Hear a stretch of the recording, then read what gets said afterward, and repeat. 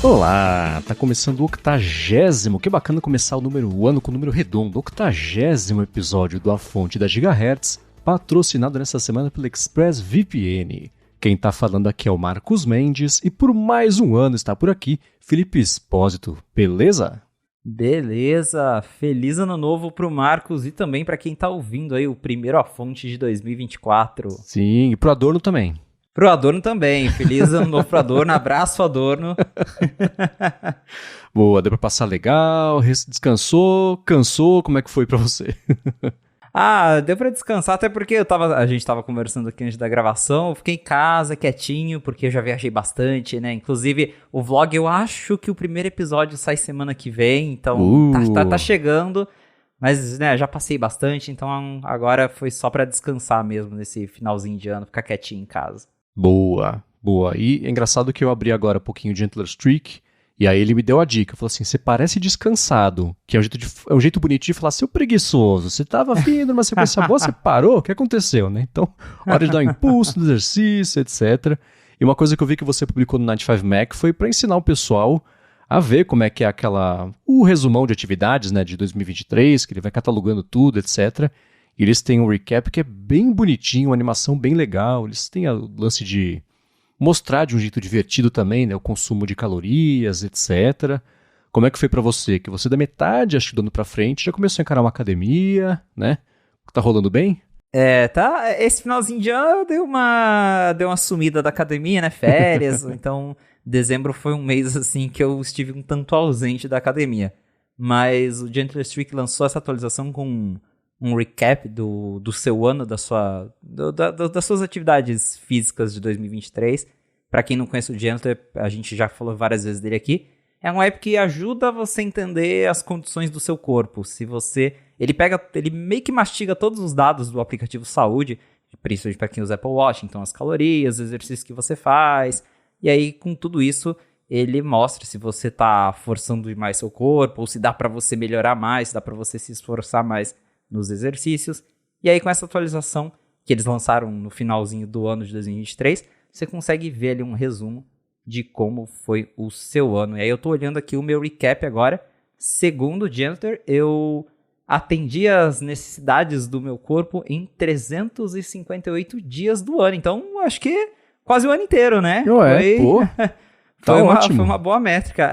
Exatamente, 358 dias. Ele tá falando aqui que as minhas condições foram ótimas. Achei bem legal também que ele mostra quantos Your Hearts você coletou, que Your Heart é o mascote do aplicativo. E aí, dependendo como você mesmo citou, se você tá numa condição boa, ele tá feliz. Se você se esforça demais, ele fica cansado ou ele fica triste.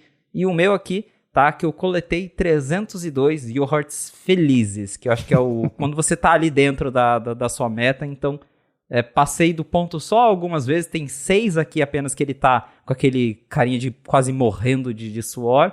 Então, o geral aqui é o Your Heart felizinho. E aí tem várias outras métricas. Ele mostra o número de atividades que você fez ali, registrando no aplicativo do Apple Watch. Então, quantos exercícios de academia, caminhadas, corridas, bicicleta você fez.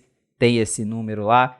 Mostra o número de horas que você ficou ativo. Aí ele dá uns comparativos.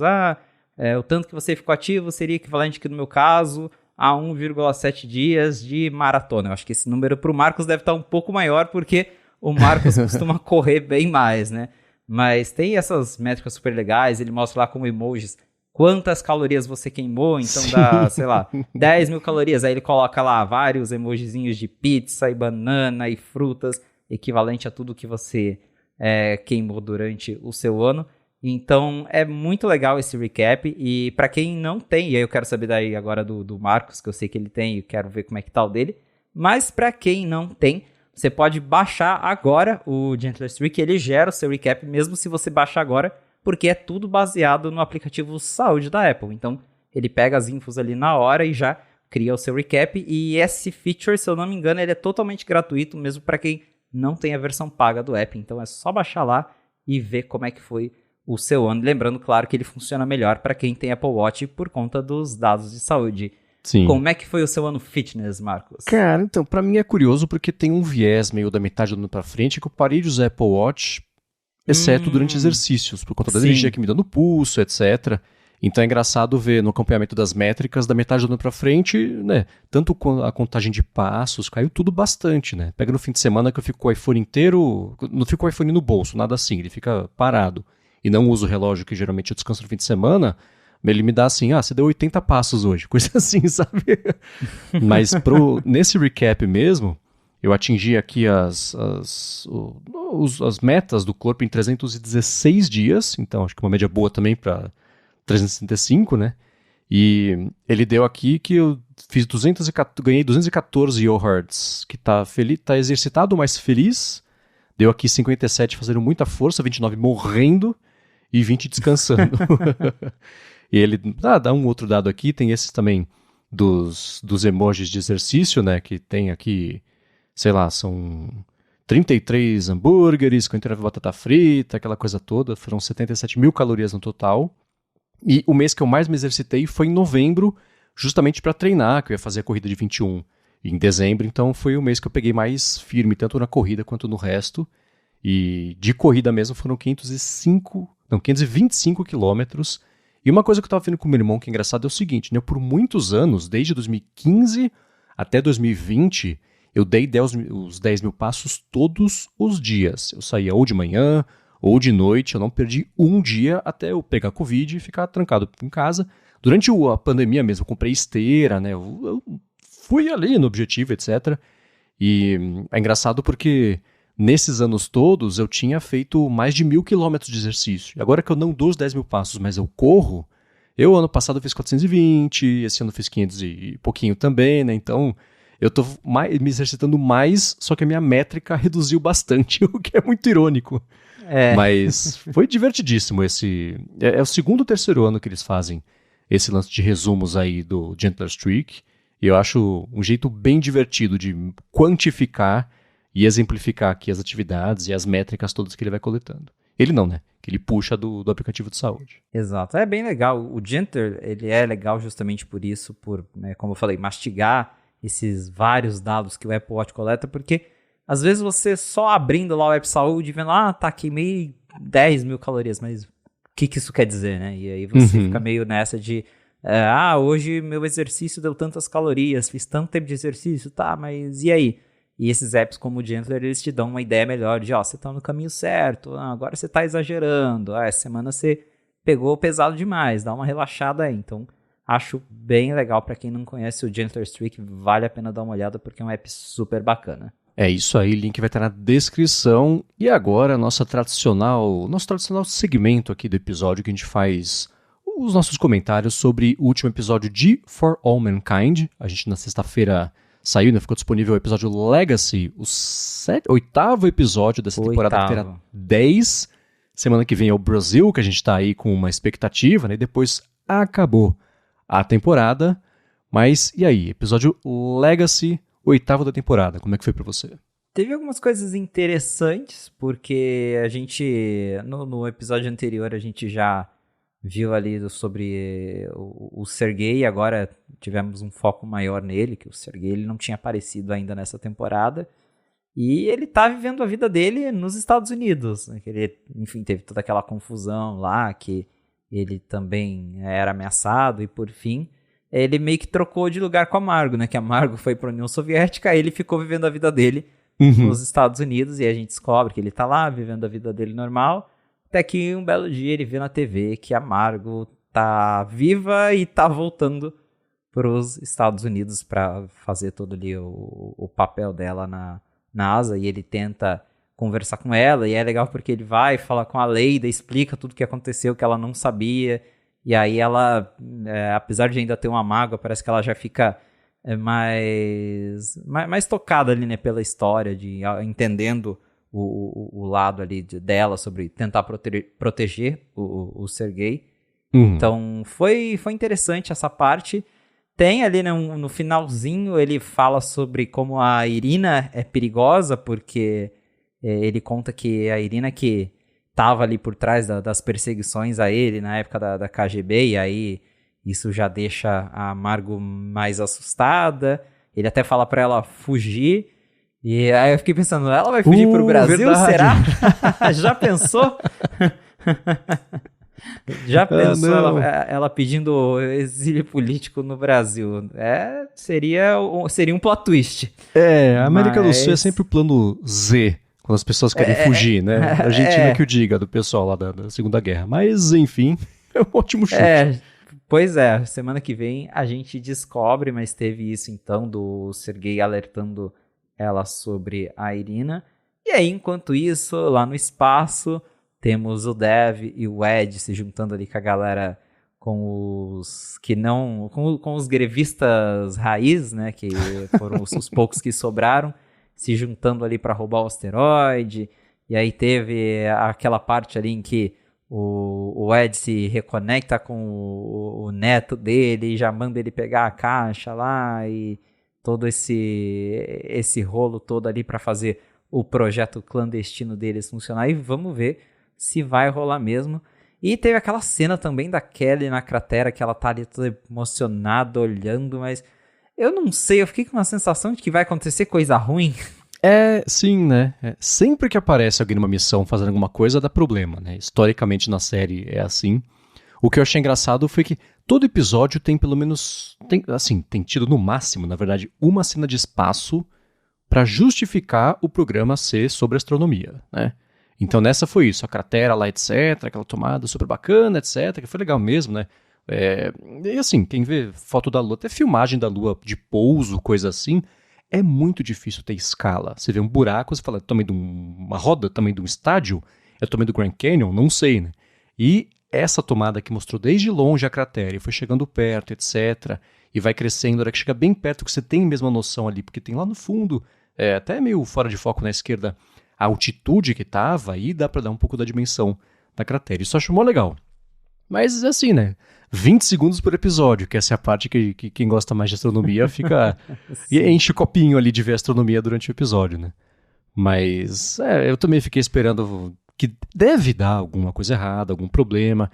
Eles deram já, o negócio é 6 mil quilômetros de distância do Happy Valley, já mostrou que vai ser difícil, não vai ser rápido chegar lá, né? Happy Valley tava de noite, lá tá de dia, então dá pra ver que se tiver uma emergência e precisarem buscar, vai ser um lance que não vai ser rápido. E eles insistindo que... a série insistindo em contar, em deixar evidente que ela sempre falando pro filho dela que eu volto em 3 dias, sim, eu volto sim. em 3 dias. E ele se volta mesmo. Aí eu já fiquei assim, aí logo quando ele começa a se reconectar ali com o avô, né, que é o Ed, já fiquei, ela não vai voltar em 3 dias. Nossa, né? Eles são os Kennedy do espaço, né? O famíliazinha que passa por tragédias. Que horror, né? Mas e o episódio começou do jeito que eu achei... Eu sempre gosto quando começa assim, né? Você não vê exatamente quem é. Eu achei que fosse ser muito parecido, e sem dar spoilers de Lost, do começo, acho que da segunda temporada, quando mostra um dia na vida de um personagem. E eu achei que seria uma coisa assim, mas não, foi rapidinho ali o Sergei mostrando que ele... Ele se chama Sergei, eu achei curioso, que ia ser um lance meio proteção de testemunha, que ele ia mudar lá para um fim de mundo dos Estados Unidos, ia chamar Antônio, e ia ter uma história toda de vida dele que não seria dele, etc. Meio tipo, sei lá, Goodfellas, assim. Mas não, é Sergei mesmo. O sobrenome eu não vou conseguir lembrar, mas chamam ele do sobrenome dele da escola, né? Aquela vida de professor, putz, tem uma CDF lá e ninguém tá ali nem prestando atenção, ninguém sabe de nada. Bem pra mostrar que ele tá meio de saco cheio mesmo da vida pacata ali, olhando de fora do banco de reservas, né? O que tá rolando no programa espacial. Dali pra frente, aí a parte novelão, né? Dava pra saber exatamente como é que ia ser, etc. A Leida também tá bem novela mexicana. Não tô falando isso porque ela é mexicana, mas sim por conta de toda o arco dela. Também reclamou nessa temporada, né? Mas o encontro do Sergei com a Margot no diner foi bacana. Explicou um pedaço que a própria Irina tinha deixado no ar, né? Não, trabalhamos juntos já no passado. Que a gente até falou, isso aqui... É verdade. Deve ser uma diquinha para uma coisa que veio a seguir. Isso veio. E uma coisa que me chamou muito a atenção nesse episódio foi a trilha sonora. Eu não sei se tinham deixado as trilhas originais mais pro fim da temporada, sei lá, mas eu achei muito bacana. Parece muitas coisas do Max Richter e parece especificamente uma versão do Max Richter que ele fez para as 4 estações do Vivaldi. Então tinha umas coisas... Eu achei que fosse, inclusive, o Max Richter. Procurei no Shazam, a hora que eu estava assistindo, não consegui achar tempo aqui. mas eu deixo na descrição o link pra trilha sonora, porque eu cacei bem na hora que tá lá o Sergei, e a hora que ele vira pra direita, e o nome da música era tipo Changing Direction, sei lá. Falei, por um segundo não tomei um spoiler aqui do que ia acontecer. E lá em Marte foi, né, agora o Miles e o Ed tinham tido ali um atrito, etc. Agora a gente já falou, né, que isso aconteceu, um ia precisar do outro, e eles iam acabar se juntando e ia ficar tudo bem ali com eles. E eu torço que para que o próximo episódio eles façam um trabalho mais emocionante de, sei lá, toda a série tem uma cena que é ou um roubo muito incrível, ou de um escape de cadeia, uma coisa que né, deixa você ali numa tensão, assim. Então, eu achei que fosse uma coisa dessas. Na hora que eles foram roubar lá os equipamentos, a hora que ela fosse instalar, não mostrou a Samantha instalando lá o Discriminator, né? Talvez seja isso que vai acontecer no próximo episódio, torcendo pra ser uma coisa daquelas que você sabe o que vai acontecer, mas ainda assim fica naquela tensão, né? Será que vai dar tempo? Coisa de segundos consegue dar certo, etc. Mas nesse momento, com 2 episódios faltando pra acabar essa temporada, eu tô bem curioso pra saber como é que vai ser o desfecho da parte do asteroide mesmo, né? Porque, sei lá, fim de temporada é sempre assim. O penúltimo episódio acaba mesmo a história, o grosso da história, e o último episódio é rebarbinha pra fechar um outro assunto e preparar pra próxima, né? Então, teoricamente, teria que seja no próximo episódio alguma coisa bastante relevante sobre a captura do asteroide. Então vamos ver. Episódio Brasil finalmente aí. Sexta-feira que vem vai ao ar, a gente comenta aqui na segunda que vem. Ansioso pra ver o que acontece no episódio Brasil, que a descrição dele só fala, né? As coisas começam a ficar ruins enquanto uma missão importante se aproxima ali de uma critical juncture. Então a gente não dá pra saber o que vai acontecer, mas a capa do episódio é amargo, então vou deixar o meu chute aí, ela vai fugir pro Brasil. Foi um excelente chute, vai ser engraçado ver a Amargo no Rio de Janeiro agora. E ela que tá cada vez mais parecida com o Tim Cook, com aquele cabelo prateado. Nossa, ela dela. tá muito parecida com o Tim Cook. Enfim, semana que vem a gente dá prosseguimento a isso. Vou começar com os follow-ups aqui em relação às últimas semanas. E a gente comentou, na verdade, acho que foi uma notícia que você... a reportagem não foi sua, mas que você repercutiu no Night 5 Max sobre um executivo da Apple chamado Tang Tan, que tinha saído, era um cara de design, tinha passado muito tempo ali na Apple, e a gente ficou especulando sobre, não o destino dele, mas ainda assim o que está acontecendo, porque né, a gente já sabe, o design da Apple está morto, como escrevi no Mac Magazine faz um tempo, e acabou que no fim das contas, agora a gente sabe para onde ele foi, né? Pois é, ele foi pra nada menos do que a Law From. Então ele saiu da Apple para trabalhar na empresa do Johnny Ive. E aí de novo reacende aquela discussão de que, enfim, os designers antigos da Apple estão todos saindo de lá.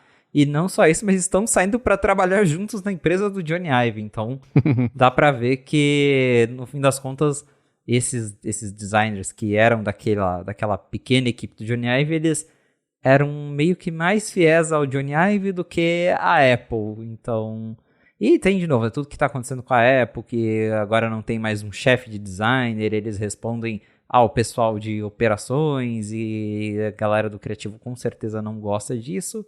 E então, o pessoal está saindo e foi o caso aí do Tang Tan, que liderou ali parte do design do iPhone, do Apple Watch, e agora tá lá, trabalhando com o Johnny Ive de novo, só que fora da Apple.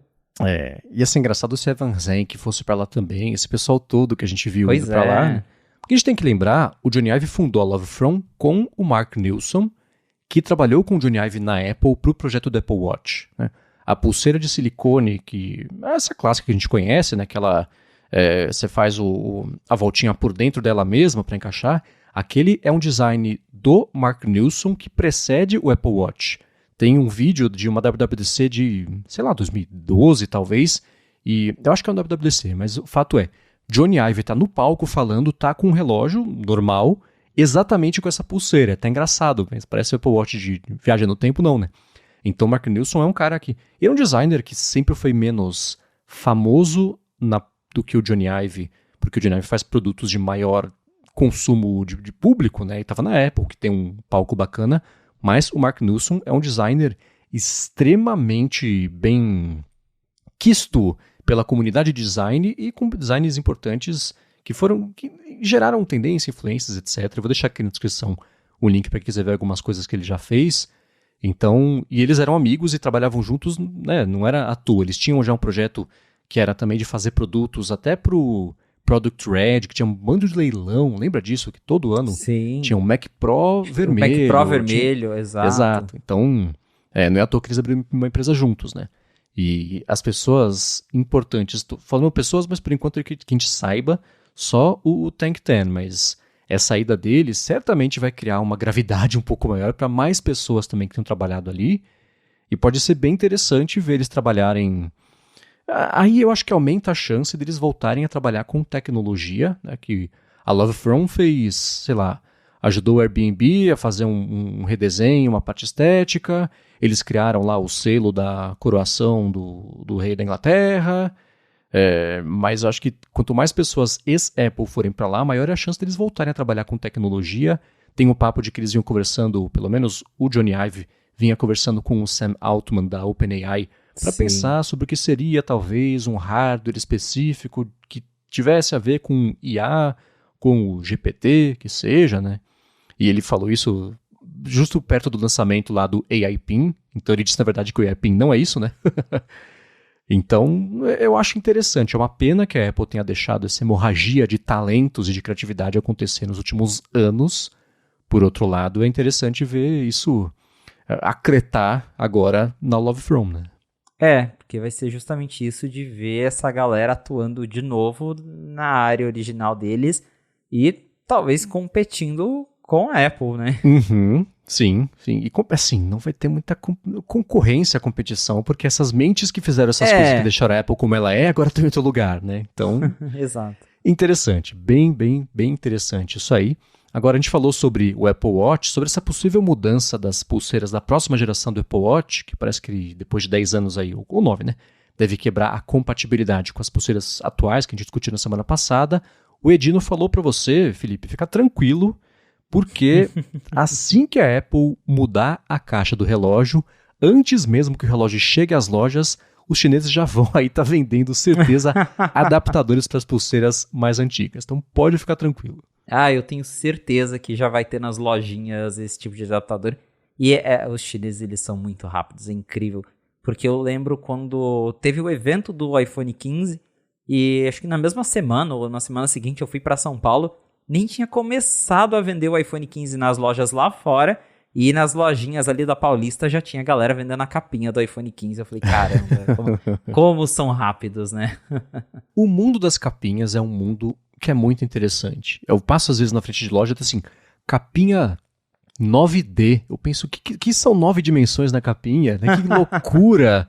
E aí ela tem lá o relevo de proteger a tela e não sei, ter o vinco de não sei onde, o formato, mas eu acho engraçado esses nomes, assim, é quase, sei lá, ingênuo. Eu acho curioso. Acho que assim, né? Muito. É inevitável que pintem mesmo adaptadores, coisas assim, mas uma coisa é o acabamento, né? O aspecto dele. E já rolou aquela mudança, né? Na verdade, mudou o tamanho da caixa dos iPhones e teve umas pulseiras novas que eram mais apropriadas para ele. E aí ou a pulseira ficava sobrando uns chifrinhos ali, ou com uns buracos, né, no encaixe mesmo, nas laterais, foi, né? Se eu não me engano, foi do Series 3 pro 4, que o 4 ele ficou um pouco mais redondinho, né? Apesar o encaixe é o mesmo, mas deu uma alteração ali. E eu mesmo tenho umas pulseiras do Series 2 que se eu colocar no meu, ele encaixa. Só que dá pra ver que ela fica levemente sobrando, levemente esquisita. Dá pra ver que não foi feita pra ele, apesar de funcionar. Sim. Então, realmente já... A Apple fez o que deu pra manter ali a compatibilidade, mas já teve uma mudança que causou uma certa estranheza. E se a gente for pensar que o objetivo de eles fazerem essa modificação é tirar... aproveitar melhor o espaço que os encaixes ocupam hoje, significa que provavelmente a pulseira vai ficar encaixada meio que o que seria hoje por fora da caixa, né? Ao invés de encaixa por dentro, ela é abraçada pela caixa, seria por fora, né? Então você ter a sua pulseira com adaptador colado, tipo um MagSafe ali por fora, ia ficar mais retangular o relógio, ia mudar o aspecto um pouquinho dele, né? Estamos especulando aqui, óbvio, sem saber de como é que vai ser, né? Mas as poucas informações que a gente tem dizem que é por isso, que a Apple quer mudar para aproveitar melhor o que eu calculei rapidinho aqui no Photoshop na semana passada, que é uns 20% de espaço interno, o que pode ser 20% mais bateria, mais sensores, etc. Mas vai ter gente triste mesmo com essa falta de compatibilidade com ou sem acessório, porque eu não sei se eu confiaria num acessório que faz uma gambiarra para juntar uma coisa nova numa coisa velha enquanto eu tô correndo, né? Que a gente faz movimentos bruscos, que... Né, na academia tudo bem, cai no chão, só não cai o peso em cima, tá ok. Mas, sei lá, rua, quem usa pra nadar, né? Você vai nadar na dúvida? Não vai, né?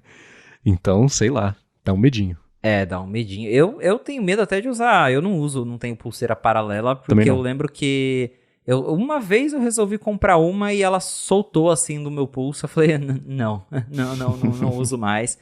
E então imagina, né, você comprar um adaptador pro negócio, o negócio soltar na rua, igual você falou, também está nadando e solta. Até as originais, elas, dependendo se você nadar numa profundidade maior, ela acaba se soltando ali por causa da pressão da água. A própria pulseira da Apple Watch Ultra, ela tem uma trava mais forte justamente por causa disso, então imagina usar adaptador, é complicado. Mas bom, pelo menos eu consegui, né, ou quem tem Apple Watch aí já há bastante tempo, conseguiu usar aí as pulseiras por 9, 10 anos, porque o iPhone, nossa, agora todo ano troca a capinha, né? Ainda bem que eu já nem ligo mais para usar case no iPhone, porque antigamente a Apple ainda dava um ano de respiro, que vinha o iPhone S e geralmente a capinha era a mesma, ou mudava, sei lá, mudava 1 milímetro, mas ela ainda encaixava. Agora, todo ano muda o buraco da câmera e você tem que jogar a capinha fora, é um saco. Agora, uma outra coisa sobre o Apple Watch, a gente comentou na semana passada daquela briga da Apple com a Máximo, que teve notícias novas, a gente vai seguir repercutindo sobre isso, e a gente teorizou aqui sobre a Apple ter um botão vermelho para ela apertar e distribuir, por exemplo, um update forçado no relógio de todo mundo nos Estados Unidos que desabilitasse o oxímetro, ou então que, sei lá, a hora que fosse tentar entrar no oxímetro só nos Estados Unidos, fechar e falar, não pode porque processo, sei lá, né? E o Rambo falou o seguinte, né, que como a proibição diz respeito à venda, ele imagina que vendendo novos relógios, já com a versão nova do software, poderia resolver, e aí seria um software, uma versão dele que não infringisse nas patentes ali da Máxima, etc. E ele complementou, até porque já tem quem continua usando o oxímetro atualmente, mesmo com a venda proibida, né? Então, para quem comprou o relógio, o Série 9 e o Ultra 2, por conta do oxímetro, né, sei lá, foi banido por conta do oxímetro. Quem comprou segue usando, mesmo com banimento, entre aspas, segue infringindo a patente ali da Máximo, né, o que está em uso. E ele comentou também o seguinte, que a Apple não tem um botão vermelho para forçar update de sistema, mas todos os recursos de saúde têm um controle remoto por geolocalização, então seria possível a Apple desligar o oxímetro nos Estados Unidos sem um update do sistema. Mesmo que isso não fosse possível, ela tem mecanismos para matar ali no determinado app remotamente. Ele só não sabe se essa parte funcionaria com a geolocalização. Talvez a Apple, se de último caso, ela recorra a isso, de só travar o aplicativo lá nos Estados Unidos para a galera não conseguir usar e usar isso como argumento para continuar vendendo os relógios. Por hora, ela não vai precisar disso, porque ela conseguiu ali um alívio, né, enquanto tá rolando toda essa disputa. A corte lá dos Estados Unidos decidiu permitir que a Apple continue vendendo os Apple Watches, pelo menos enquanto a Apple apresenta ali seus argumentos, está recorrendo. O processo judicial é sempre um rolo, né? Então, por fim, rolou essa decisão que, enquanto a Apple está lá recorrendo, né, apresentando os recursos, que ela pode continuar vendendo o Apple Watch nos Estados Unidos. E durante aí nos últimos dias de 2023, eles já retomaram as vendas nas lojas online, então já dá para comprar de novo o Series 9 e o Ultra 2 nas lojas oficiais da Apple. Chuto que essa altura já deve ter aparecido nas lojas físicas de novo. E, enfim, como ainda a briga continua acontecendo, não foi resolvida, foi só uma decisão temporária, então as vendas podem voltar a ser banidas de novo. E imagino eu que nesse meio tempo que a Apple vai fazer é abastecer o estoque de Apple Watch para todas as revendedoras, porque era aquilo, quando a Apple foi banida, ela foi forçada a tirar tudo da loja dela, mais da Best Buy, a Amazon, aí podia vender enquanto tivesse estoque. Então, eu acredito que lá dentro alguém já deve ter planejado, ó, vamos encher essas lojas de estoque de Apple Watch, que se o banimento voltar, essas lojas têm estoque aí para meses. E claro, em último caso, em último recurso, deve rolar aí uma atualização usando esses recursos aí de bloqueio de localização, justamente para travar lá o oxímetro nos Estados Unidos, e aí a galera perde o app até essa disputa ser resolvida, que, primeiro, acho que vai longe, segundo, a gente descobriu que tem um brasileiro por trás dela. Sempre tem um brasileiro. Exatamente, né? Foi o que aconteceu. Parece que foi um e-mail que esse brasileiro mandou para o Tim Cook, basicamente oferecendo os serviços e o conhecimento dele para trabalhar na Apple, que foi usado como a prova irrefutável lá de que a Apple tinha se aproveitado de segredos industriais da Máximo. E esse funcionário ficou na Apple pouquíssimo tempo, a Apple defendeu, e isso é uma coisa que eu até comentei em off com o Felipe, que eu sempre acho sujo quando envolve funcionários e funcionárias. Que é assim, a defesa da Apple, não, esse cara aí ficou há pouco tempo, brigou com todo mundo, ele não era importante, geralmente é isso. Né? Não era Quando o Facebook, por exemplo, teve o lance da Frances Haugen, que foi quem mandou para a imprensa uma série de documentos mostrando que o Facebook sabia que o Instagram era prejudicial para a saúde mental, especialmente de jovens meninas. Mesma coisa o Facebook, não, essa mulher não é importante não, ela nunca entrou numa sala de reunião com os executivos, não sabe o que está falando. Eu acho meio feio. Mas foi a defesa que a Apple usou, ela foi menos agressiva do jeito que ela se referiu a esse ex-funcionário, mas ainda assim o argumento foi basicamente esse. E ele falou, eu tenho aqui um conhecimento interessante, eu posso ajudar a Apple a trazer o oxímetro para o produto de saúde, etc. Acredito que isso é uma coisa que a gente vai conseguir fazer rápido. E o e-mail do Tim Cook gerou mesmo esse emprego para ele.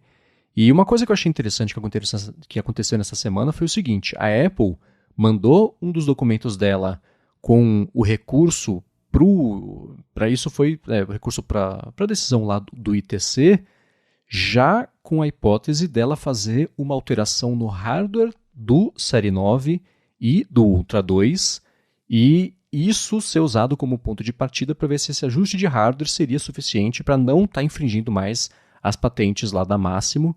Então, eu ainda acho, eu tô mais com o Felipe, que assim, essa briga vai ser resolvida, sabe quando de verdade? Quando nem tiver mais vendendo nem o Série 9, nem o Ultra 2. A gente cansa de ver essas brigas de patente, coisa assim. Tipo a França com o negócio com o iPhone SE 2, o negócio da radiação, assim, né? Ninguém compra, ninguém usa mais, ninguém tem mais. A mesma coisa com a Samsung com a Apple, né? Com aquele processo que levou anos e anos e anos, né? De cópia de hardware e design industrial e etc. Então acho que vai ser por aí, porque a gente já sabe a sequência. A Apple toma a decisão, aí ela entra com o recurso e fala assim, vamos fazer o seguinte, enquanto o recurso é julgado, deixa como é que tá, ela ganha tempo fazendo isso, na paralela tenta invalidar a maior quantidade possível das patentes da Máximo, que foi o que ela fez. No recurso, a Apple tenta validar algumas, o que eu achei engraçado, assim, a Máximo no julgamento, ela nem estabeleceu a relação entre isso e aquilo, etc. Ela tá tentando tudo que ela... O trabalho dos advogados da Apple é esse, né? Então tá tentando de todo jeito isso aí e conseguiu essa vitória justamente com esse argumento, né? Enquanto não decide, deixa continuar vendendo, depois a gente vê, né? Na volta a gente paga. Então, e também acho, né? Pra quem for viajar para os Estados Unidos, pode ir numa Target que vai ter Apple Watch, né? Uma Best Buy, vai ser fácil de achar. Ainda não tá... ainda mais agora que conseguiram essa liberação temporária, então dá pra achar Apple Watch normal. Essa história do engenheiro eu achei incrível, porque literalmente o cara mandou um e-mail pro Tim Cook pedindo emprego pra ele. E aí nessa história você vê que meio que não tem um lado inocente, não tem um lado certo e errado, que os dois lados estão ali atacando o outro. Porque o resumo da história é, antes da Apple, lá em 2013, quando a Apple estava fazendo o projeto do Apple Watch, ela foi na Máximo, ela chegou lá pra conversar com o pessoal da Máximo, falando tipo, a gente tá com uns projetos aí, fazendo um dispositivo de saúde, a gente quer saber o que vocês falam aí pra gente, talvez visando uma parceria, talvez até comprar a Máximo, sei lá, né? A Apple de vez em quando compra empresas pra integrar ali no time dela. Só que né, nessas conversas eles não chegaram em acordo nenhum com a Máximo, e por baixo dos panos eles estavam contratando gente da Máximo pra trabalhar com eles. E aí a Máximo já ficou sentida com essa história. E dessas pessoas da Máximo, uma dessas pessoas da Máximo, é este engenheiro brasileiro, né? Porque ele era um engenheiro de alto escalão lá da Máximo. A Apple, num primeiro momento, chamou ele para trabalhar. Ele recusou porque ele estava esperando uma proposta de um cargo melhor na Máximo. Essa proposta nunca aconteceu. E aí ele mandou um e-mail pro Tim Cook, se você quiser me contratar, lembra que você conversou comigo lá na Máximo? Se quiser me contratar, estou disponível, ajudo a vocês, eu tenho experiência aqui com o negócio do oxímetro e tal. E aí ele entrou na Apple, ele ficou acho que 7 meses. Ele entrou lá em janeiro de 2014, foi meses aí antes da Apple anunciar o Apple Watch.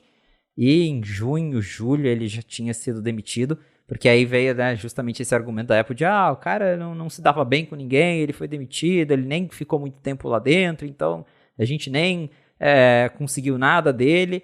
E aí a Máximo já vem com o argumento de, não, a Apple contratou ele só para pegar as patentes e aí já dispensou o cara, e foi por isso que ela contratou ele, para roubar segredo industrial.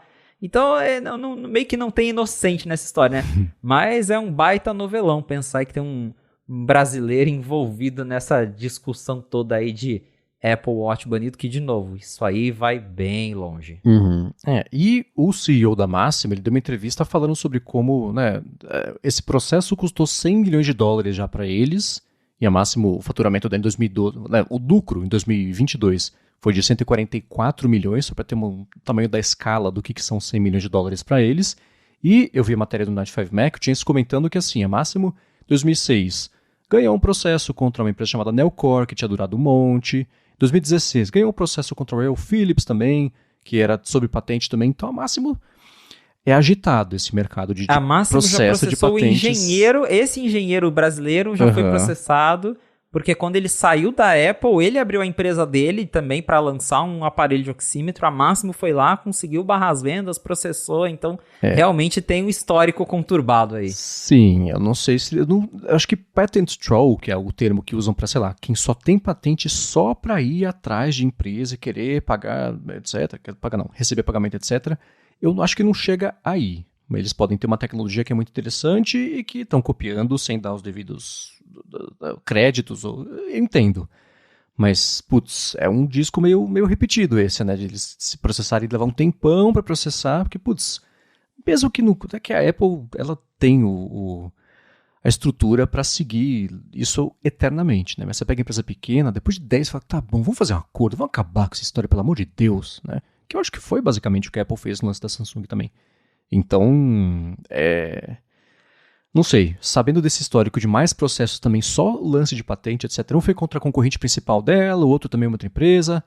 Sei lá, eu olho para a Máximo e falo, não sei, eu tenho um pouco menos me compadeço um pouco menos agora da situação que eles estão ali. É uma situação bem complicada.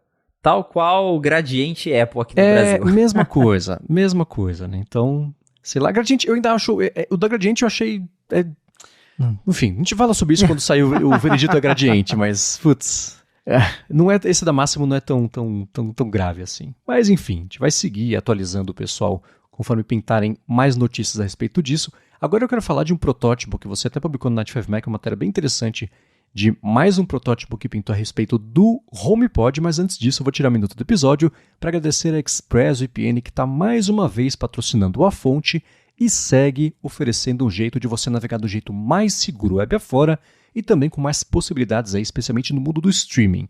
A parte da segurança, se você está viajando nesse momento, eu tenho certeza que nas últimas 24 horas você conectou no Wi-Fi que você não tem ideia da segurança do Wi-Fi, do que pode ter acontecido com seus dados, se eles foram coletados, compartilhados aí, para saber os sites que você acessou, os aplicativos, streamings, conteúdos, coisas assim.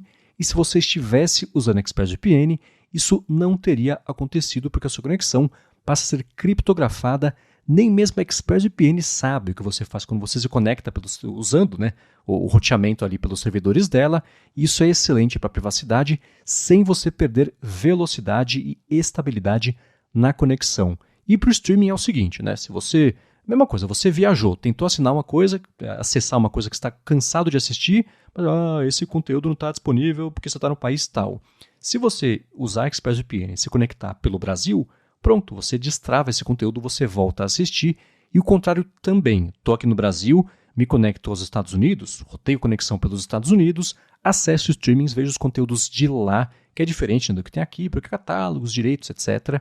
Você resolve isso com o ExpressVPN, de novo, sem perder velocidade, que é uma coisa muito bacana. Para conhecer melhor ExpressVPN, faz o seguinte, vai em expressvpn.com/afonte, tem link na descrição do episódio, você vai ter primeiro um mês de graça para experimentar, ver como é fácil colocar no iPhone, no iPad, na Apple TV agora também, ou na sua TV, na verdade, dependendo do modelo, mas tem suporte finalmente VPNs. A Apple TV ExpressVPN lançou um aplicativo para Apple TV, no computador, no roteador da sua casa, se você quiser, e aí depois desse um mês, quando você for assinar o plano anual, você vai receber 3 meses a mais, vai pagar por 12, vai ter 15 meses, com esse mais um aí do começo, 16 meses pagando por 12, em expressvpn.com/afonte. Muito obrigado, ExpressVPN, pelo patrocínio de mais esse episódio aqui do podcast e pelo apoio a toda a Gigahertz. Valeu, ExpressVPN! Felipe, me diga uma coisa, o quão distante a gente está de você ser o dono de um protótipo do HomePod com um LCD touchscreen? Eu acho que isso não está mais fora do mundo de possibilidades. Porque tá aparecendo aos montes agora. Aos montes assim, né? Já é a segunda vez que a gente reporta que alguém tem um protótipo de HomePod com tela LCD.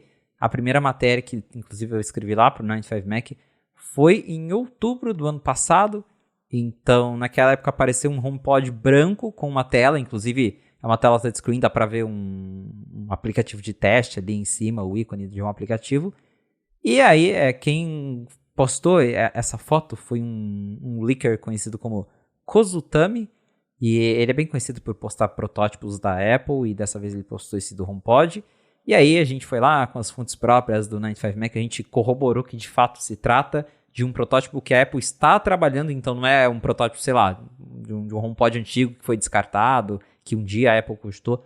Não, é algo realmente que está rolando lá dentro agora, então é para um HomePod 3, um HomePod 4, é para uma futura geração do HomePod. O codinome é B720. E basicamente ele é essencialmente HomePod 2, tem a mesmo tamanho, dimensão, por dentro ele é igual, só que ele tem uma tela LCD que mostra coisas.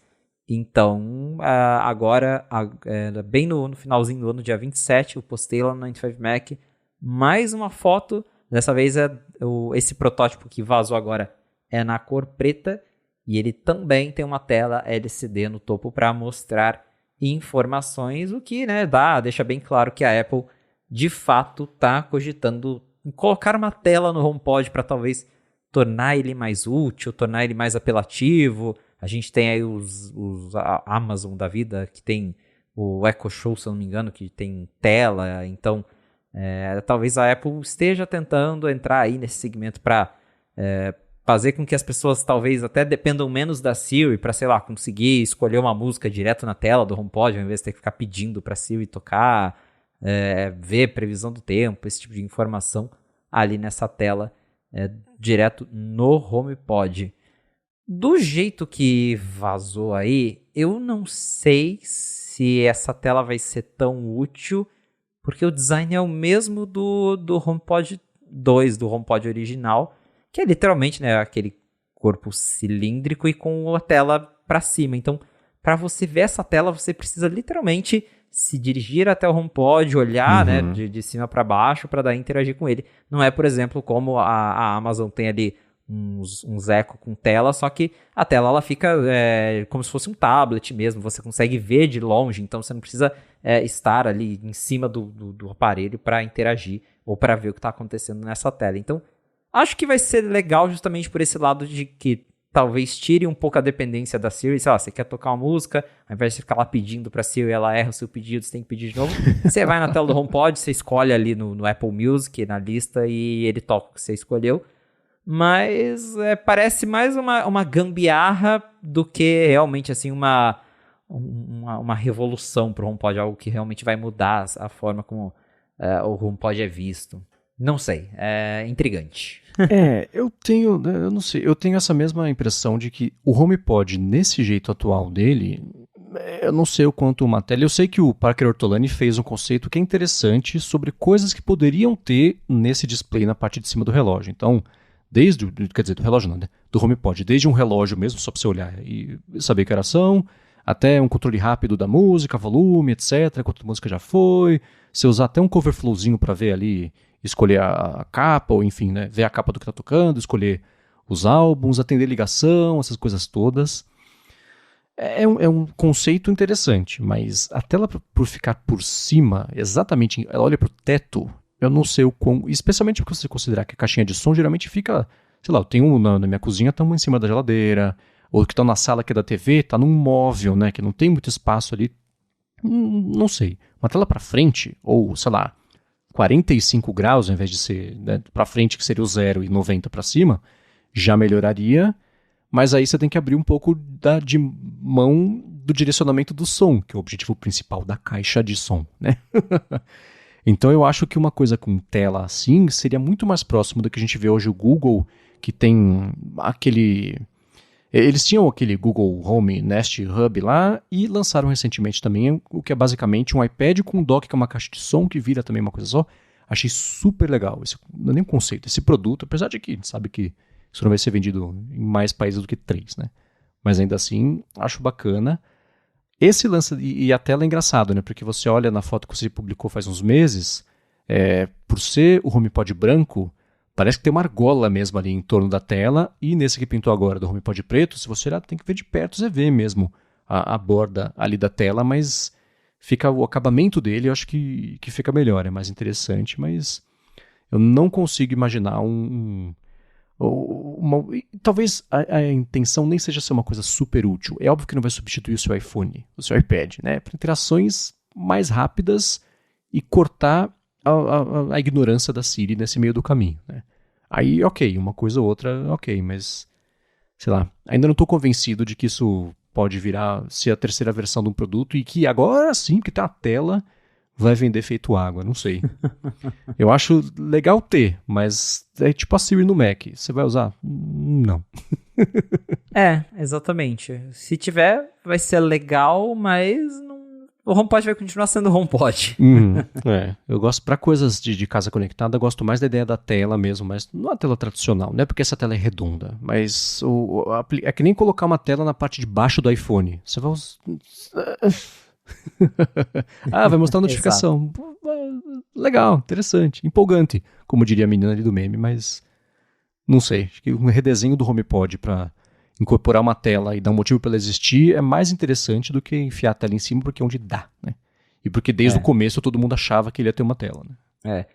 De novo, eu chuto que é um tapa-buraco, eu acredito, até tem vários rumores sobre isso, que a Apple tem projetos mais ambiciosos de fazer versões diferentes do HomePod, que eventualmente essas versões vão acontecer, mas que até isso acontecer, ela vai botar uma tela lá em cima e vai falar, tá aí, o HomePod tem uma tela, quem quiser compra. Bom, e por ser um protótipo que está acontecendo e não uma coisa que estava numa gaveta, quer dizer, o mini pode estar na gaveta, né? Mas o grandão estaria no armário, por exemplo, lá dentro da Apple, esquecido há anos, por ser uma coisa mais atual, dá pra pensar que talvez mesmo esse ano que vem.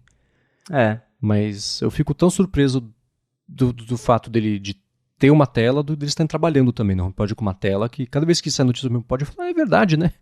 Ele ainda é um produto que a Apple segue vendendo como atual na linha de produtos ali, né? Tá ali junto com os AirPods Max em produtos que a gente de vez em quando lembra que existem.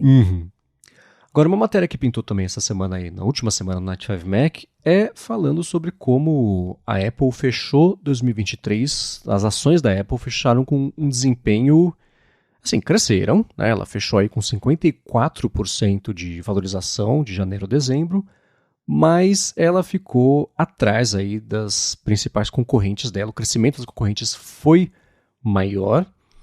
Não me surpreendeu, por exemplo, a Tesla, né, cresceu 130%, a Amazon cresceu 78%, a Microsoft 56%, o que me impressiona, porque a Microsoft, com todo o apoio de IA, eu imaginaria que ela teria crescido mais, né? A Nvidia, aí sim, por conta de IA, cresceu 244%, Meta cresceu 184%, então a Apple, entre aspas, cresceu só 54%. Não surpreende, porque esse foi um ano que a Apple... Ela lançou um monte de coisa, né? Mas não fez nada. Então, foram todos... Nem iPad novo não teve, né? Exato. Né? Então, a parte do Mac, bacana, né? o iPhone, um iPhone novo, ok, também, né? O lance da câmera acho que é o principal, e a troca para USB-C, trocou. O HomePod não, bom, HomePod segue existindo, Pois mas o Vision Pro, né, uma coisa para agora, 2024, então, não sei, o crescimento é só porque a Apple fez a lição de casa certinho e o Tim Cook é um cara que sabe valorizar as forças dele, que são de crescer o faturamento, mesmo não tendo lançado coisas incríveis, e apertar também para lucro, para margem. E uma coisa que eu tentei achar, não consegui encontrar, foi a evolução dos gastos da Apple com pesquisa e desenvolvimento ao longo dos anos, porque isso está muito ligado a coisas novas, interessantes, inovadoras que ela for lançar daqui para frente, né? Então, esse ano de 54% de novo, entre aspas, só de crescimento, eu acho que é um reflexo de que o mercado aprendeu que não vai recompensar. Quer dizer, que a Apple tem que aprender que o mercado não vai recompensar falta de novidade, né? Bacana estar crescendo, é bacana você ter uma empresa sustentável, 50 e pouco por cento aí de margem de lucro, tá. Mas e aí, né? aquela coisa, a Apple não é Apple's Doom, né, que o pessoal adora falar, é o fim. Continua fazendo dinheiro, muito dinheiro, ele sabe fazer dinheiro, mas os números estão aí para mostrar que foi um ano bem chato, um ano bem morno, sem grandes novidades, o que foi lançado não empolgou ao ponto de trazer números estratosféricos para a Apple. Cresceu, mas cresceu pouco comparado aí o que poderia ter crescido de novo. Um ano sem novos iPads, o que foi estranhíssimo. Foi o primeiro em 12, desde quando o iPad existe, 12 anos, que a Apple nunca deixou de lançar um novo iPad. Então, uma tradição que vinha aí que agora foi quebrada. E o iPhone também, né, foi um ano mais ou menos. O Vision Pro aqui, primeiro, o Vision Pro, a grande novidade, não foi vendido em 2023 e também a $3.500, nem dá para esperar que vai ser um sucesso de vendas agora em 2024. O impacto disso nos lucros, receita da Apple, não deve ser tão grande assim, ainda mais considerando o custo para fabricar esse negócio. Então, acho que não vai fazer tanta diferença. E quem sabe, né, nesse ano, se os lançamentos forem mais empolgantes. Tem aí os rumores de que o Apple Watch vai ser redesenhado, que talvez chame a atenção. Rumor de AirPods 4, que o Mark Gurman falou aí recentemente. Então, AirPods é um negócio que costuma chamar a atenção da galera quando lança um novo. E quem sabe ela consegue fazer aí esses números, com que esses números cresçam ainda mais. Porque 2023 foi mesmo um ano bem morno para a Apple. Sim, e tem uma coisa que é importante, é lembrar que isso é sempre dito, mas né, acionista vive de futuro. O fato da Nvidia ter crescido 244% quer dizer que os acionistas esperam que agora, que foi ano passado isso, porque eles esperam que agora, no ano que vem, no outro, esse crescimento aconteça, e aí o fato deles terem essas ações deixa a empresa valorizada o suficiente para eles ganharem muito dinheiro, né? A Apple tendo crescido só, de novo, 54%, significa que os acionistas, o mercado não está vendo a Apple com uma perspectiva grande de crescimento para esse futuro imediato, né? O longo prazo não, mas para o imediato. Então acho que é isso que é preocupante. É que nem o que a gente acabou de falar sobre os designers, isso dá para você fazer essa mesma comparação com a empresa inteira. Agora, né, o mercado olha e fala, tá, não vejo nada aí que me indique que lá na frente vocês vão lançar alguma coisa que cresça bastante, né?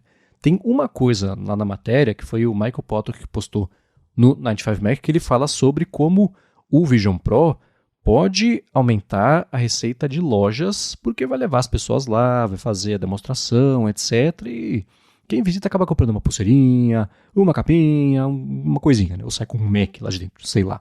Então eu fico pensando se o Vision Pro poderia ser uma isca em mais países até do que ele vai ser lançado, para a galera experimentar, etc. Leva para a loja, converte em venda. Por outro lado, como a gente comentou semana passada, a experiência de loja da Apple não é definitivamente a que a gente estava acostumado a ver por aí. E acaba sendo mais frustrante do que o que costumava ser. Né? Mas para esse ano, olhando para frente, a gente tem... O foco deve ser mesmo o Vision Pro, né? Bom, todo mundo já sabe. Os iPads, eu acho curioso porque a matéria do Mark Gurman falou, a Apple vai limpar a linha. Vai ter o iPad mini, o iPad Air e o iPad Pro. Você fala, ela vai limpar a linha e vai continuar igual, então, né? Interessante essa limpa da linha, né? E 2 tamanhos, etc. Então, acho que vai ser muito mais um ajuste, não sei, de preço ou de funcionalidade, não sei. Mas eu tô curioso para saber o que significa na prática fazer essa limpa na linha, porque se ela for terminar com a linha inteira de iPads como ela é hoje, só que o mais um no nome, não limpou muito, né? Eu chuto que vai ser algo de deixar a linha mais coesa no sentido de atualizar tudo junto, porque o problema do iPad é que, sei lá, você tem o iPad mini que foi lançado em 2021, só que o preço dele é quase o preço de um iPad Air, que já tem o chip M, o Air acho que ainda tá no M1. Mas enfim, a linha é muito confusa justamente por isso, o intervalo entre um iPad e outro é muito grande, aí quando lança um outro iPad, o anterior já fica super defasado, mas que às vezes custa até mais caro do que o outro que acabou de lançar. E aí fica essa confusão, aí tem o iPad com M2, um com M1, e então acho que talvez o que a Apple possa fazer, isso é um chute meu, é algo tipo o evento de Macs que ela fez agora em outubro, um evento que ela vai atualizar todos os iPads de uma vez, e aí eles vão fazer sentido porque vai estar tudo alinhado ali. Ó, o iPad Pro ele tem o M3, o Air ganhou o M2, o Mini tem o A16, A17, e aí fica tudo atualizado, tudo com mais sentido do que agora essa confusão que tem iPad aí de 2021, de 2022, e fica essa coisa esquisita que você não consegue nem explicar. É até difícil de defender, justamente. Acho que o Mini é o melhor exemplo, porque, de novo, um iPad lançado em 2021, que custa quase $500, tem um chip que é o A15 do iPhone 13, e tá lá ainda, é como se fosse um flagship da Apple. Então, a linha tá complicada. Eu acho que seria bem legal se eles fizessem isso de atualizar tudo de uma vez para dar mais sentido à coisa. Sim, dizer pra quem que é e por que a pessoa quer. É o principal. A lição de casa básica é essa. Eu achei que você fosse tocar nisso, só olhar pros Apple Pencils, né? O Apple Pencil é complicado porque linha de iPads é complicada, então dá pra fazer uma limpa mesmo. Se limpa significar só vai lançar o iPad nada de 11ª geração, tirar o de 10ª, tirar o de 9ª, já ajuda. Mas não sei se faz aumentar os 54% aí de ação no final do ano. Né? Mas é curioso, eu espero o contrário. Eu espero um lançamento faseado de iPads e que no fim do ano a história esteja completa, porque você pelo menos aumenta a chance de você ter o público comprar mais de uma versão. Né? Eu acho que, na verdade, o que eu acho mesmo é que um deles não tinha que existir. Não sei se é o iPad, se é o iPad Air, se é o iPad Pro, mas é um overlap tão grande entre eles todos, e todos fazem a mesma coisa, e depende do quanto você quer gastar, que um deles tinha que sair para ficar mais fácil de diferenciar a linha e de direcionar as pessoas para comprarem. Mas eu não tenho esperança de que pelo menos nesse ano isso aconteça, porque o ideal para a Apple é o que... O público, para ela, faz muito sentido. Né? O iPad o iPad Boy, né? Escola, iPad Air, quem vive tá ali fazendo uma coisa ou outra, o iPad Pro, profissionais de verdade, que vão trabalhar ali fazendo Procreate, usando a caneta, etc., mas precisa aumentar a venda do iPad Air. Tá, põe caneta, põe teclado também. E do iPad? Põe caneta também. Então virou essa zona, né? Mas um deles, eu acho que eles não existindo, faria todo o resto da linha, teria mais espaço para respirar e para disputar melhor ali a carteira de todo mundo. Porque se tem muita opção, como a gente sabe, as pessoas acabam não comprando, é o que acontece, né? Exatamente. Muito bem, agora eu queria só comentar uma coisa rápida que eu achei interessante. O ano já começou, na verdade, ele terminou na semana passada e começou agora, com o pessoal dando umas entrevistas. A gente viu, por exemplo, uma entrevista que foi dada pelo Raymond Wong no site Inverse, falou sobre todo o lance de Mac, né, o mercado de games. A gente viu também o Greg Joswiak falando sobre, desde o Steve Jobs, né, a partir de keynotes até o lance do evento filmado com iPhone, etc. Depois de um inverno que a gente não viu quase nada, nem no seu Tim Cook, da entrevista para Dua Lipa, que é uma frase que eu não achei que fosse repetir aqui no podcast, eu acho que a Apple está começando a botar o pessoal na rua para ela voltar aos holofotes como preparação não só para o lançamento do Vision Pro, mas nem que seja para distrair da CES, mas para sair, acabou a hibernação. Né? Então, eu só notei isso assim, 2 entrevistas que ninguém pediu, sabe? Assim, uma Sim. é para um site tailandês, a outra foi para o site Inverse, então, não sei, eu acho a parte mais de estratégia do que o conteúdo. Ano, né? Né, me chamou a atenção isso assim. E isso eu pensei em te perguntar, porque uma coisa que a gente discutiu no último ADT foi quem poderia substituir o Tim Cook como CEO da Apple. Eu dei um chute lá de que esse deve ser o último ano do Tim Cook como CEO da Apple. O Coca lembrou que ano que vem, na verdade 2025, vence um período aí que o Tim Cook vai conseguir vai poder vender ação, resgatar ação, então pode ser que ele fique até ano que vem. Mas ficou a dúvida. Quem seria o substituto? Eu quero saber do Philip Esposito. Quem você vê como a pessoa que vai ocupar a cadeira do Tim Cook quando ele resolver se aposentar? Eu acredito que ou vai ser o Jeff Williams, que é o que tá ali logo abaixo do Tim Cook, ou talvez o Greg Joswick, né, que também tá ganhando cada vez mais destaque aí dentro da Apple.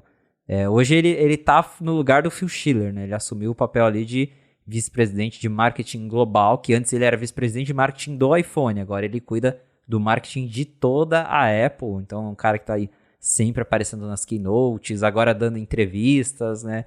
Então acho que ou vai ser o Greg, mas o mais provável que me parece é o Jeff Williams, que é outro cara de operação ali, que vem da escolinha Tim Cook, então me parece ser o mais provável. E isso das entrevistas, cara, a Apple ela não dá pontos sem nó. Ela só fala com a imprensa quando ela realmente tem uma intenção. Porque para quem lida com a Apple como imprensa, é um saco falar com eles. Eles não te respondem se eles não têm um motivo para te responder. Então, assim, para eles estarem dando entrevista é porque realmente ou eles querem tirar a atenção de alguma coisa, ou eles realmente acham que eles vão ganhar algo com aquela entrevista.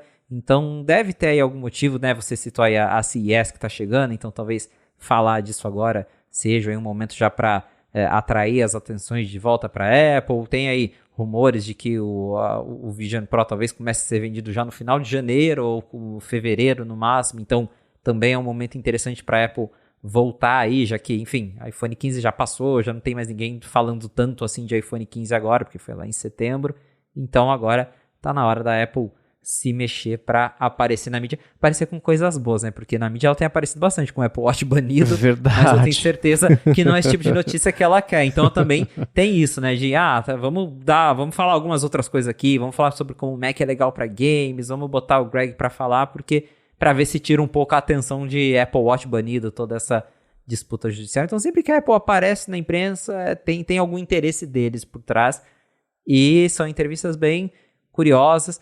Essa que eles deram ali pro Inverse sobre o Mac, jogos, já é figurinha batida da Apple para reforçar que o Apple Silicon é incrível, que roda jogos que antes não rodava.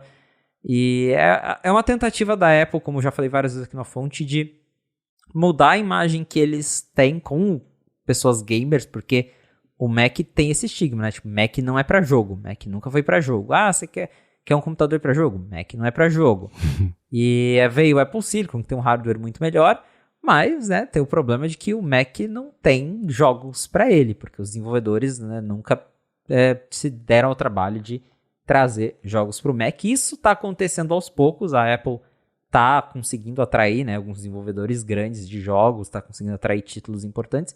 Então, acho que esse trabalho de PR, de colocar na imprensa que o Mac está se tornando uma plataforma de jogos, às vezes não é algo nem para o usuário final, mas talvez é algo para os desenvolvedores mesmo ler esse tipo de matéria e pensar, opa, né, talvez seja legal eu pensar em trazer meu jogo para o Mac agora. Então tem esse lado aí também, às vezes não é nem algo de convencer o usuário final, mas sim o cara que está lá fazendo jogos de que ele precisa dar uma atenção para o Mac. Mas a Apple, desde WWDC que ela anunciou lá aquela ferramenta para portar jogos de Windows para Mac, ela vem reforçando bastante que o Mac agora é muito legal para jogos. Teve o lançamento do Resident Evil para o Mac, que ela também divulgou bastante para a imprensa, então ela está batendo muito nessa tecla de jogos. E aí a outra segunda entrevista do Greg Joswick essa foi bem mais entrevista de marketing mesmo, não teve muito um propósito. Ele falou lá a Apple, a época do Steve Jobs, das keynotes, falou lá do evento do Mac, que foi filmado, editado com o iPhone 15 Pro, que é incrível, toda aquela coisa arada. Não teve nada, um assunto muito específico, né? E eu achei curioso justamente ele falar, né, disso, de voltar na época das apresentações de Steve Jobs, de como ele falava lá, do DNA da Apple, que só tecnologia não basta. Mas ele falou tudo isso, falou de como a keynote do Mac foi incrível gravada com o iPhone 15 Pro, e eu só consigo pensar que os eventos da Apple eles são chatos pra caramba ultimamente, que eu sinto falta dos eventos antigos. Eu cacei aqui na transcrição da entrevista do Greg Joswick para o site tailandês e também da entrevista lá no site Inverse, não é mencionado o Vision Pro. Falei, putz, será que é um jeito estratégico aí de tentar falar? Eles não citaram o Vision Pro. Cacei, falei, sei lá, né? Tentei achar menções à Tailândia, por exemplo, na transcrição de resultados financeiros da última vez que a Apple fez isso, que é o Tim Cook e o Luca Maestri. A Tailândia não foi citada, então estou bem curioso para entender por que ele... assim, é para apelar para um público, né? O executivo da Apple, da entrevista para o site brasileiro, é óbvio que eles querem falar com o Brasil, então deve ter motivo, né? Isso não aconteceu. Foram na Tailândia fazer isso. Então eles querem falar com o povo tailandês por algum motivo, né? Ficou curioso para saber o que é, mas foi um papo tão genérico, né? O que eu sei é que na Tailândia, no final do ano passado, a Apple cresceu a venda de iPhones e encostou na Samsung, mas não sei o quão estrategicamente importante seria isso pro resto ali da Apple, né? Então, isso é bem curioso, mas eu desconfio que a gente vai ver mais entrevistas aí ao longo das próximas semanas, comecinho do ano, especialmente esquentando agora, como você citou, para as vendas de Vision Pro, que deve começar a acontecer no finalzinho desse mês, começo do mês que vem, de acordo com os últimos rumores. Mas é interessante que, mesmo em meio a isso tudo acontecendo, o Vision Pro não foi citado. E uma coisa que eu sei é que a Apple, se não for para falar, ninguém vai falar mesmo. Pergunta do Vision Pro, o executivo fala assim, não, eu não estou aqui para falar sobre o Vision Pro hoje, a gente está aqui para falar sobre isso, e segue, né? Então, muito interessante. Não sei porquê, mas é interessante. Pois é, então, uma coisa é realmente eu tenho certeza, a gente vai ver mais entrevistas aí dos executivos, engenheiros da Apple, com o Vision Pro chegando, que a gente também, né, fica essa dúvida, chega em janeiro, fevereiro, até eu fiquei curioso agora que a gente tá falando disso, né, de Apple estratégias e Vision Pro, que você mencionou, entrei no site da Apple aqui, até agora o Vision Pro continua desaparecido da home do site dos Estados Unidos, então, que estratégias são essas, né, tô curioso.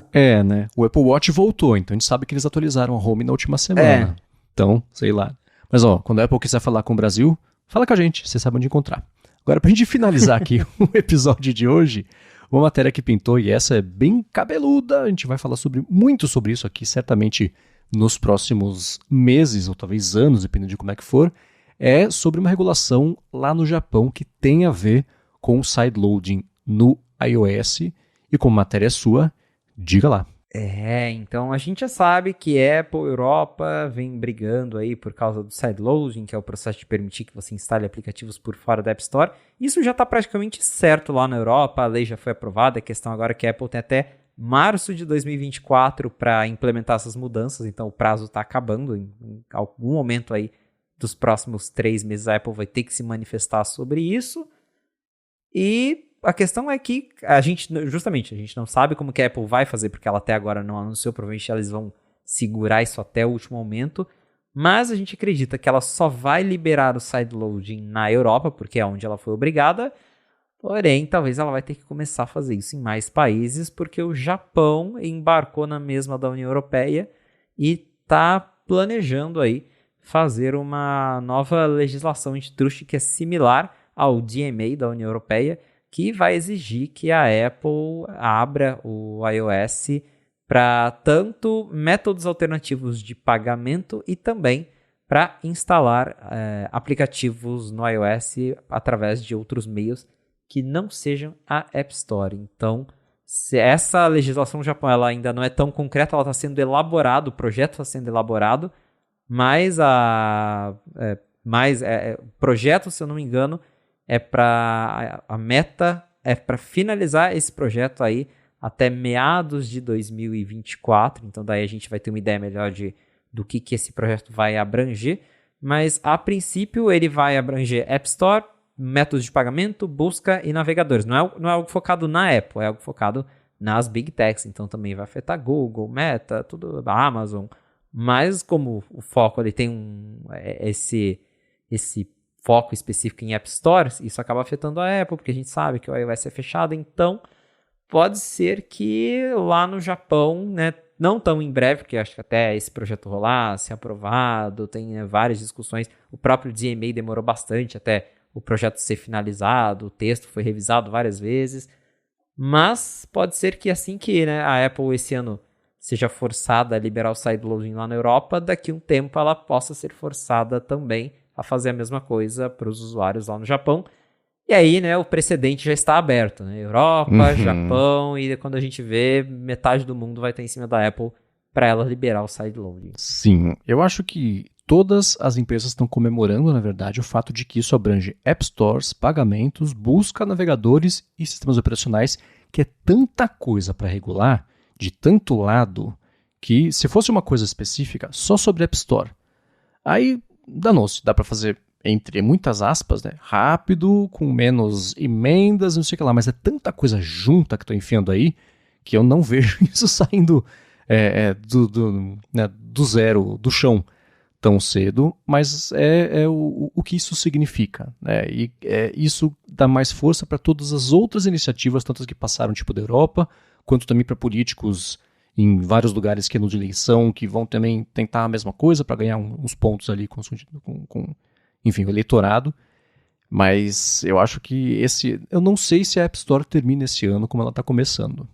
Eu acho que, tirando a Europa, que já é certo que algo vai acontecer, eu não sei se seria um lance que a Apple faria, se é sustentável para ela fazer país a país desse jeito que ela tem feito. Mas é porque são 3, 4. Tem na Holanda, tem não sei o que, no Japão já teve uma coisa ou outra também. Estados Unidos tá esse vai e vem, Europa tava esse vai e vem, agora vai ser também. Então eu não sei se vale mais a pena ela tentar pegar um desses que já esteja aprovado. O da Europa acho que é o mais, que traz mais impacto, né? Então usa esse como base e fala, o mundo inteiro a gente vai fazer assim e deixa a gente em paz. Que é claro que não vai acontecer. Mas a iniciativa eu acho que, não sei, é o que a gente falou, eu nem sei se foi aqui, se foi no ADT ou se foi nos dois, que até que ela seja obrigada, às 23h59 e 59 da véspera, ela vai seguir espremendo tudo que for possível pra ela fazer, né? Porque o negócio dela é meio montado em cima disso. Mas eu não consigo imaginar ela segurar essa pressão no mundo inteiro, aí literalmente mesmo, até o final desse ano, não.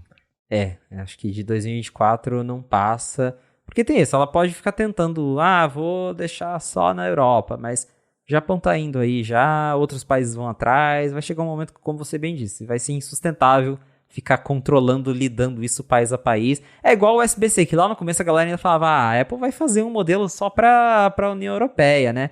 Mas aí todo mundo já começou em cima. O Brasil foi pra cima também, queria já forçar celulares a ter USB-C, Índia foi pra cima, então ela falou, não, põe o USB-C pra todo mundo. E acho que com sideloading vai ser isso. Talvez que o prazo para a União Europeia agora é março, então pode ser que com ela lance um iOS 17, ponto alguma coisa que libere o sideloading lá na Europa, e aí no iOS 18 ela torne isso mais global, libere o sideloading para todo mundo, porque vai começar todo mundo a ir para cima deles e eles vão ter que, né, lidar com isso de alguma forma. Então também acho que a App Store ela vai terminar o ano de um jeito bem diferente de como ela está agora. Sim, a não ser que ela passe essa complicação pro pessoal que desenvolve aplicativos, não é uma estratégia que ganha, porque aí só fica complicado para ela, né? Se ela adotar isso de país para país, de jeito para jeito, pro país, dane-se, ela adotou do jeito que o país pediu, tá resolvido para cada país. Para ela tá absorvendo toda essa complicação e seria uma jogada, né, meio sacana passar isso para frente pro pessoal que desenvolve aplicativos, na esperança de que esse pessoal se sentisse pressionado, aí lá para os reguladores falar, não mexe, tá funcionando. Sei lá, acho que é uma volta muito grande para uma coisa muito séria, como é o caso da App Store, né? Mas nesse ano a gente deve finalizar mesmo com diferenças grandes aí, versus como tá começando. Alguma coisa vai acontecer de novo, porque tem isso da Europa que já é certo, e eu tô bem curioso para ver agora como que isso vai ser anunciado, né? Porque ela vai ter que anunciar. A questão é como que ela vai fazer isso. Muito bem, para achar os links do que a gente comentou ao longo do episódio, vai em gigahertz.fm/afonte/80 ou dá mais piada nas notas aqui do episódio. Muito obrigado a vocês que estão entrando nesse ano aqui com a gente. Se vocês quiserem ajudar a gente a chegar a mais ouvidos por aí, é só ir na sua rede social favorita, recomenda para os amigos, pessoal do trabalho, da escola, do busão do seu lado. Fala, escuta, tem um podcast mó legal, você tá com o iPhone aqui, ó, chama a fonte, é sobre a Apple. Mostra a pessoa como é que assina. Obrigado já a todo mundo que faz isso, que deixa avaliações, que já vem recomendando o A Fonte. Obrigado a ExpressVPN pelo patrocínio do episódio. E obrigado a você, Felipe, por mais um ano ajudar a gente a entender o que tá rolando lá em Cupertino. Valeu, Marcos, e obrigado, audiência, por ter ficado com a gente até o final de mais um episódio do A Fonte. De novo, agradecendo vocês por estar aqui com a gente em mais um ano 2024 começando agora e vai ter muito mais a fonte por aí. Se vocês quiserem me encontrar nas redes sociais pra gente bater um papo, é só me procurar no @felipe.exposito, lá no Threads e no Instagram. Boa, sou MVC Mendes nessas redes, apresento aqui na Gigahertz sua área de trabalho toda quarta-feira com a Bia Kunze e área de transferência toda sexta-feira com o Gustavo Faria, o Guilherme Rambi com o Bruno Casemiro. Apresento também para a Alura o Hipsters Fora de Controle, que sai toda sexta-feira no feed do hipsters.tech, e escrevo todo sábado para o Mac Magazine. No último fim de semana foi sobre como, a gente já falou sobre isso aqui, como a Siri GPT, ou seja lá como é que ela vai chamar, provavelmente não vai ser do jeito aí que o pessoal tá achando que ela vai funcionar. O link vai estar na descrição do episódio. Obrigado mais uma vez pela audiência de vocês e a gente volta na segunda que vem. Um abraço e até a próxima.